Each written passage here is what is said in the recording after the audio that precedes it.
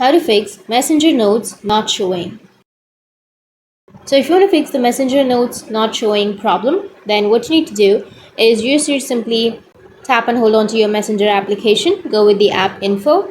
Once you're under the app info, go with the storage and cache and go with clear cache. Once you clear your cache, now your problem might be fixed. But if that doesn't fix your problem, then go with the Play Store. After opening your Play Store, go with search, and under search you need to search for Messenger. Once you search for it, now if you have any updates under your Messenger, then you need to update the application because the notes feature is with the update. So if you've updated, then you will get the notes feature. So you just need to simply go and update if you have any updates, and once you've updated, now you just need to simply restart your device. And after restarting, you need to open up your Messenger, and here you will have an option of your note on the upper left, and from here you will be able to add a note. Go with share, and that's it. That's how you can fix Messenger notes not showing problem. And if you have any questions, feel free to comment below. Thanks for watching.